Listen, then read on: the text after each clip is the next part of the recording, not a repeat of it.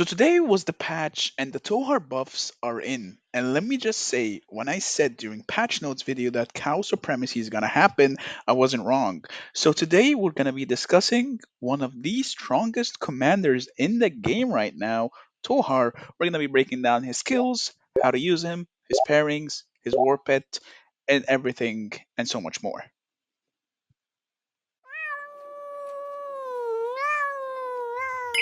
What's up, guys? MEOWER here, back with a brand new Call of Dragons video. Joining me today, my good friend and bro, Shadowblades, and Hi. we're gonna be discussing the OP cow superiority that escaped from the barn is now just sticking up its horns up everyone's. So, today we're going to be breaking down why Tohar is so disgusting and so broken.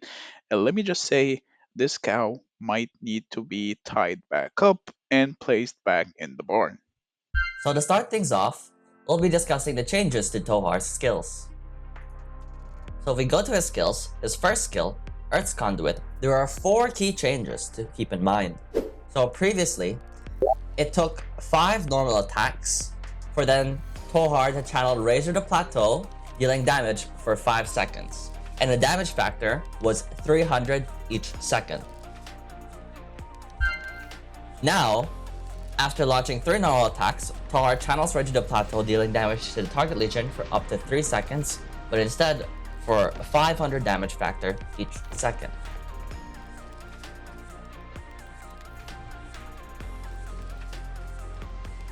So what are the 4 things to note here? Number 1, it used to take 5 normal attacks to channel Reggie to Plateau. However, now it only takes 3 normal attacks. Number 2, Tohar's Rage to Plateau used to last for 5 seconds, totaling 1500 damage factor.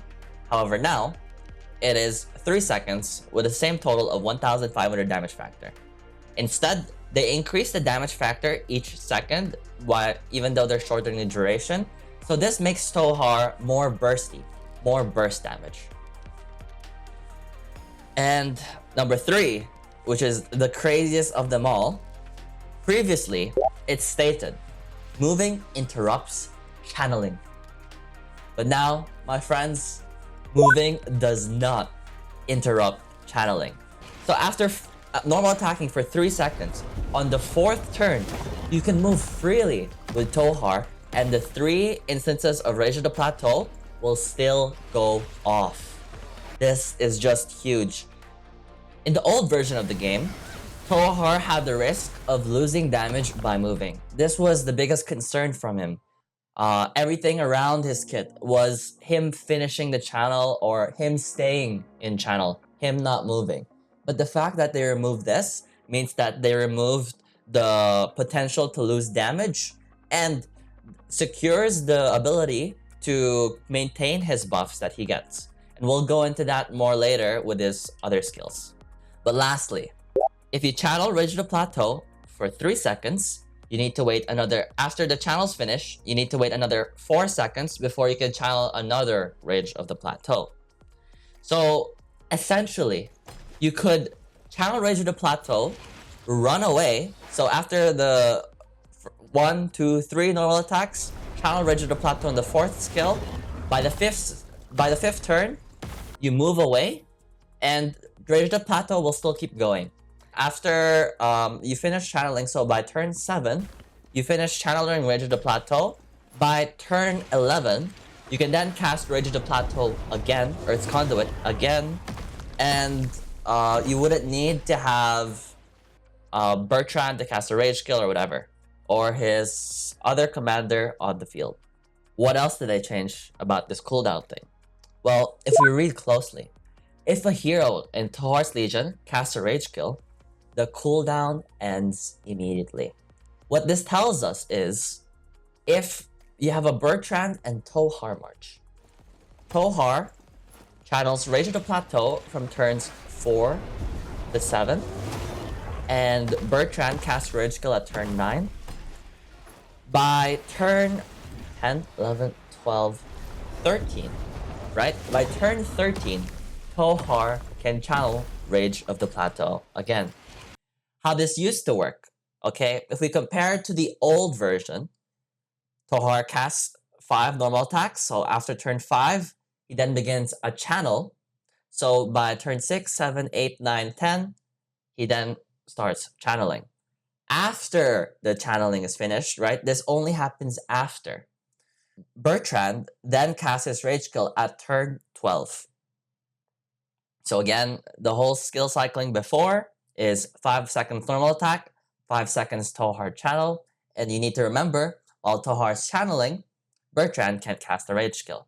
So after Tohar's done channeling, 1 second later, and then turn 12 comes, Bertrand casts his rage skill. So in comparison now to the new skill cycling, Tohar, first 3 turns, normal attacks, turn 4, Rage the Plateau, 5, 6, Rage of the Plateau, and later on, depending on your rage generation, Bertrand channels his rage skill at turn 8 or turn 9. And it also depends on if you're being targeted. So right now, this is a massive buff. They severely decreased the skill cycling for Tohar's Earth's Conduit, and also prevented you from losing out damage and losing out your defensive buffs. So yeah, that covers Tohar's first skill. I know it's a lot, but we'll move on. So they didn't really change much for Tohar's second skill. It's still defensive formations, so it increases attack when you're in a garrison army. If the garrison army has 50% units above.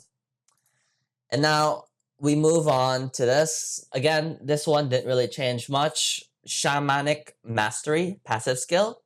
So he still deals magic unit hero skill damage dealt bonus to up to 30%. However, you'll deal 5% less normal attack damage. Now the thing they did change is this, his fourth skill, Plateau of Protection. Before, you would get the counterattack damage taken reduction, 15%, and defense bonus, 35%, only while you're channeling Rage of the Plateau. However, this change is massive. When Tohar begins channeling Rage of the Plateau, his Legion gets it for a set duration of 5 seconds. So going back to what I said before, when you channel the Rage skill, right? At turn 4, you get the Rage of the Plateau. You then get the buff, counterattack damage taken reduction, and defense bonus, 15% and 35% respectively. As soon as this buff happens, as soon as you get the buff and you start channeling the initial Rage of the Plateau, you can then move around, you can then kite back, and still have the counterattack damage taken reduction, and the defense bonus of up to 35%. This is unheard of among mages. Finally, moving on, we move to his Awakened skill. So now, after Tohar finishes channeling Rage of the Plateau, his Legion gains Keen attack 35% for 5 seconds. So the whole change in here to his Awakened skill really stems down to his first skill, the passive skill, because Tohar can now 100% of the time finish channeling Rage of the Plateau, meaning you will get more benefit from his Awakened skill and always get the 35% attack. So for Tohar's pairings, I believe his best 2 pairings will be as follows. It will be Bertrand Tohar, of course, along with the talent page specifically detailed for Tohar as his pairing, and Valen Tohar. Since the changes to Tohar, you can now move when you are casting your skill. You no longer need to be locked in place. So again, we're going to be valuing a lot of march speed so we can move around the field, kite better, and have stronger damage and the stronger oomph that Valen provides, along with the magic defense reduction, the crit damage, the crit rate, and so much more. So let's just start with Bertrand's talents. For Bertrand, when paired with Tohar, it will be as follows. It'll be this tree right here. We're gonna go for attack, march speed, HP. we're gonna go for mighty power, and then we're gonna go for attack. We're gonna go for skill damage. We're gonna go for head held high, and then we're gonna go for spirit of rage. This doesn't work with Tohar. Boiling blood does not work with Tohar, so you're better off getting that extra 20 range so you can skill cycle quicker. And then of course we're gonna go for detached. We're gonna go for focus, and then we're gonna go for steady hands, because Tohar can pretty much guarantee a permanent uptime for steady hands, netting your total skill damage dealt between both Tohar and Bertrand within the skill tree up to a whopping 78% or maybe even more, which is pretty crazy. I think it's up to like 84% or something like that. It's pretty insane. So that's almost, you're almost doubling your damage. So you need to play around this. And then of course we're gonna go for overall attack. We're gonna go for march speed. We're gonna go for hero skill damage dealt, and then we're gonna get the extra 3% damage dealt from our legion to round out the build.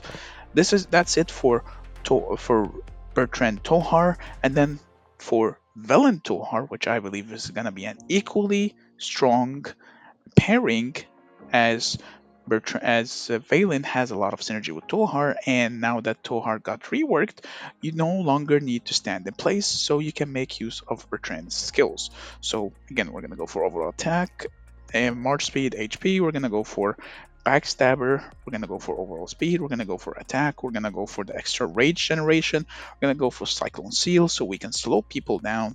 We're gonna go for blind side as it's extremely strong. We're gonna go for ambush, we're gonna go for sage, and then we're gonna go for reticent, and then we're gonna dip into the PvP tree where we go over attack, overall speed, over fury flame, and then we're gonna go over valor. And the last point, we're just gonna put it in tremble just to get that extra debuff so we can make use of synergy. And that's it for the pairings and their talent trees. As for this Broken Cows Warpets, we will have two main options. Our first option, of course, is going to be the Shadow Fade Drake when pairing him with Bertrand. It's the best bet for them. It's the only one that works with them best since it affects their single target damage. The second pet that we can use is if we're pairing him with Valen, we would pair him with the Sapphire Fade Drake, as the Sapphire Fade Drake is by far much stronger and much better than the Shadow Fade Drake. It does more damage, it has more utility, and it does a lot of AoE. So these are the two main Warpets that we'll be using for them both. As for the artifacts, the best artifact with Tohar in general, or pretty much the most viable one, is going to be the Mirage Orb, followed by Breath of Gigantus, followed by Phoenix Eye. We don't want Infernal Flame because, well, you're not Lilia, you're not going to be inflicting Scorch on anyone else. So, again, even if you are paired up with Lilia, this passive will be overridden by Tohar's Awakening skill, as Tohar provides 35% attack, while the Infernal Flame only provides up to 30%. And that's pretty much everything you need to know about this overpowered cow. Let me know what you guys think. Do you agree with us? Do you disagree? Do you have a different build? Do you have different experiences running this cow, running rampant, shooting people, blasting them up, pulling them up with your horns? Let me know what you guys think. And of course, don't forget to subscribe to Shadow. The link of his channel will be in the description. Big shout out to my boy Shadow. And of course, if you like content like this, please don't forget to drop a like. Don't forget to subscribe. Join the Discord. The link is in the description. Have a wonderful day, and we will see you in the next video. Meow meow.